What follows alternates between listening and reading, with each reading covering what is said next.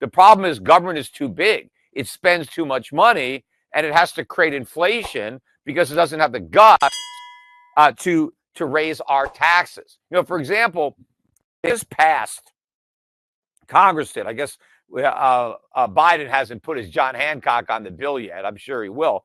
But the House just passed this $95 billion foreign aid bill.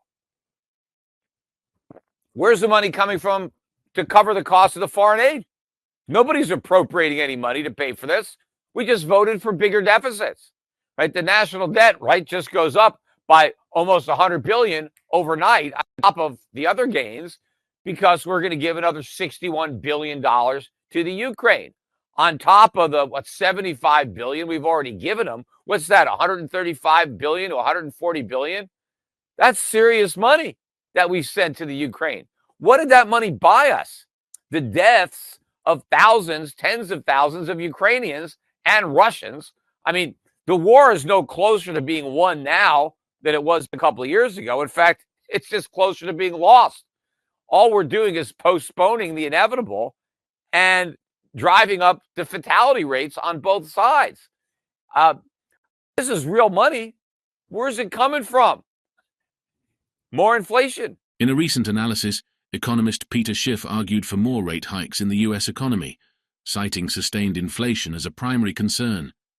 He emphasized evidence such as soaring commodity prices and increased credit-fueled consumption over the past decade. Schiff asserted that previous rate hikes had failed to stem borrowing and spending, exacerbating inflationary pressures. Warning of the consequences, he highlighted how inflation has eroded purchasing power, leading many Americans to take on additional jobs. Schiff advocated for a solution centered on curbing government expenditures rather than relying solely on inflationary monetary policies.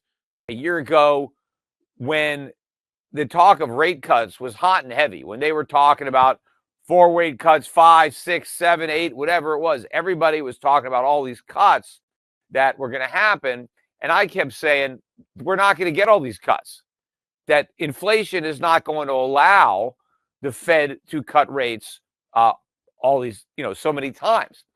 And the reason that Wall Street assumed that the Fed was going to be able to slip in all these cuts was because everybody thought that inflation was going to come down. But to me, that seemed like a ridiculous assumption to make. And the evidence that was building clearly showed that inflation was in the process of bottoming, at least the way they measure it with the CPI or the PCE. And if you looked at what was happening with commodity prices, it made sense that inflation was going to head back higher. And of course, if you understand inflation, and I kept pointing it out on this podcast, that what was significant was the increase in credit that was driving the consumption, both government credit and household credit. Everybody was borrowing more and more and more so they can keep on spending. And so my point was that the rate hikes had been inadequate for the job. They hadn't bent that demand curve. The higher rates weren't constraining borrowing. Consumers and governments just kept borrowing anyway and kept on spending. So all that demand was there. Meanwhile, I kept pointing to the manufacturing recession. The output wasn't there. So we're not producing more, but we're borrowing to spend more. It was clear that prices were headed up. And in fact, we flooded the economy with inflation for over a decade. And that inflation finally reared its head. This was the beginning, not the end. I mean, people are still claiming, I look at, Paul Krugman is doing another victory lap, trying to claim that the inflation that he never saw coming is over. They're saying, it's just a one-time jump in inflation, and now we're right back down, so no harm, no foul, which, first of all, ignores the fact that that one-time jump was significant. It was like a 30% increase in the cost of living. That means something. Even if inflation did come back down to 2% and stayed there, that one-time jump is huge. For Paul Krugman and all of those other economists to dismiss that as if it is nothing. That's the reason so many Americans are now moonlighting. They've got second or third jobs because of that one-time jump in inflation has destroyed the purchasing power of their incomes. And so now they have to work more to buy what they used to be able to buy working less. But it's not even one time. The only thing that's one time is the decline. The decline from 9% to 3%, that was the one time, right? That's over. And now we're heading back up. Look, I went to the store today. I went to Walgreens. I needed to buy batteries. We were out of the 9-volt batteries. So I went down and I bought 2 batteries, and it was like $14, $14.50 for the 11% sales tax. So I paid like $8 for a battery.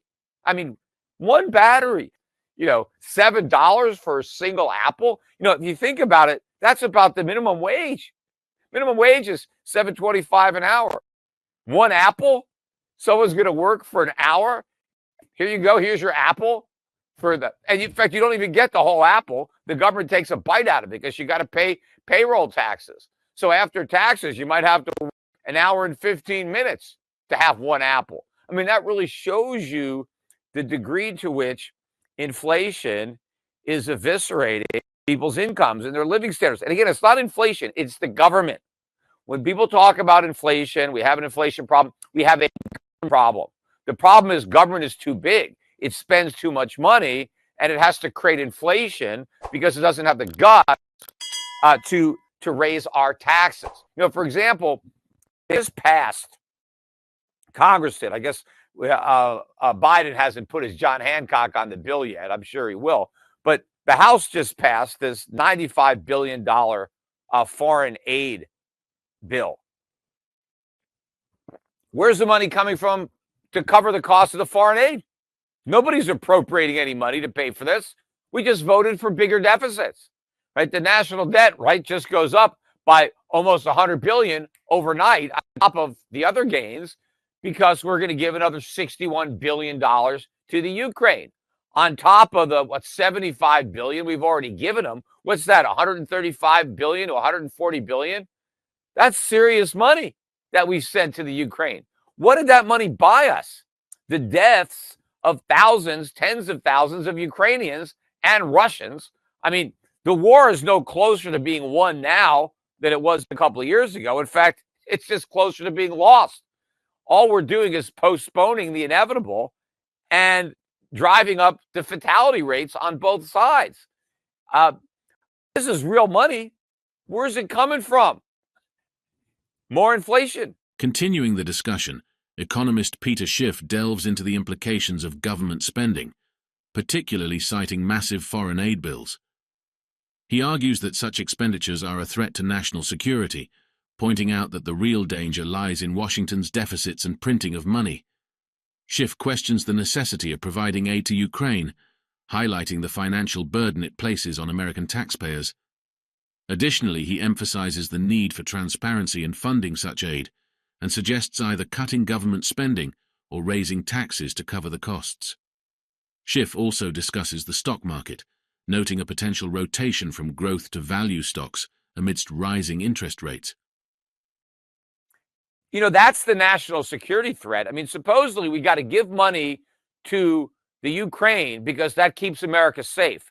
Because if we don't stop Putin at the Ukraine, well, the rest of Europe is there, and the next thing we know, it's World War III, right? So we can't appease Putin like they appeased Hitler, right? So we got to keep spending this money. The real threat to our national security is coming from Washington, D.C.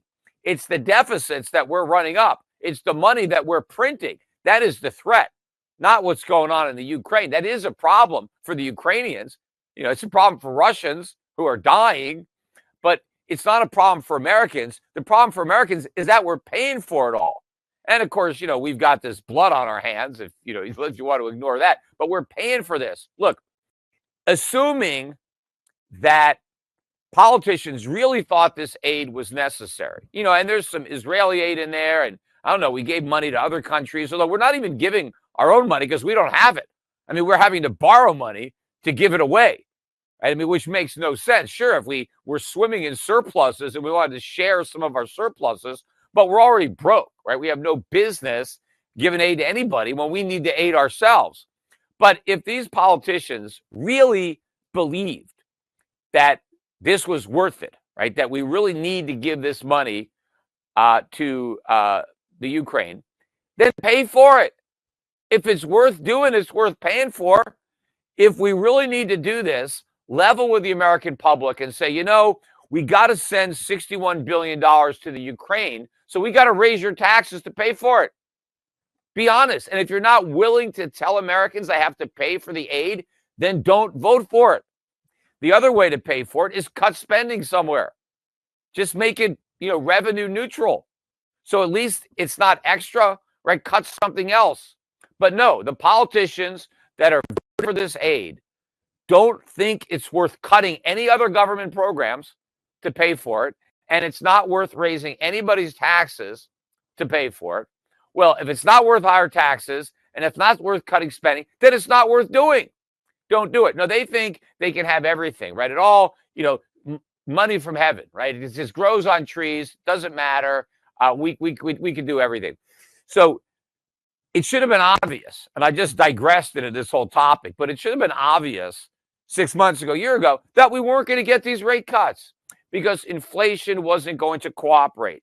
Inflation wasn't going to come down the way everybody believed. But it was that forward look at an easing of monetary policy.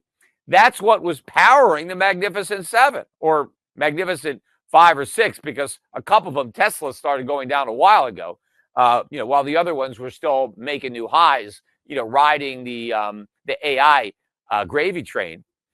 But all the while that these rate cuts were being backed out and bond yields were rising, mortgage rates were rising, back above now 7 again. I forget what the 30-year rate is, but it's headed up there.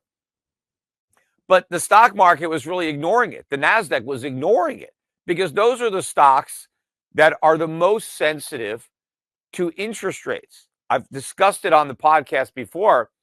The companies that are promising big numbers in the future, growth stocks, those future earnings are much more valuable today when interest rates are low. So when they're not low, when they're higher, those stocks should take a much bigger hit than, traditional value-oriented dividend-paying stocks that are paying right now, that have the earnings right now, and that are paying their shareholders. So for a while, these stocks kept going up, and I was like, this doesn't make sense. They've got to go down. They've got to break. Well, this week, or last week rather, or was the week they broke, because you had this big divergence. The NASDAQ, as I said, was down about 5.5%. The Dow was actually positive on the week. I mean, just like a point or so. It was barely positive. But what's significant is that it wasn't negative, and the NASDAQ held. So I don't think this is the end of a rotation. My bet is it's the beginning of a rotation. There's going to be a lot more momentum to this trade as people sell growth and buy value. Now, that doesn't mean that the Dow is going to keep on rising in the face of a falling NASDAQ. I think the Dow, is going to turn down. It's just not going to fall as much as the NASDAQ. I think we have a bigger correction coming. I think until we get some real weak economic data, which I also think is coming, because even right now, some people are talking about the potential for rate hikes, which I've been talking about again for months and months and months. All of a sudden, they're saying that it could happen. Thanks for tuning in today. In this transcript, Peter Schiff provides valuable insights into the state of the economy, highlighting concerns about inflation and government spending. He emphasizes the impact of borrowing and spending on inflationary pressures and discusses the consequences of massive foreign aid bills. Schiff also touches on the stock market's response to rising interest rates, suggesting a potential rotation from growth to value stocks. Remember to subscribe to our channel for more updates like this video if you found it informative, and share your thoughts in the comments below.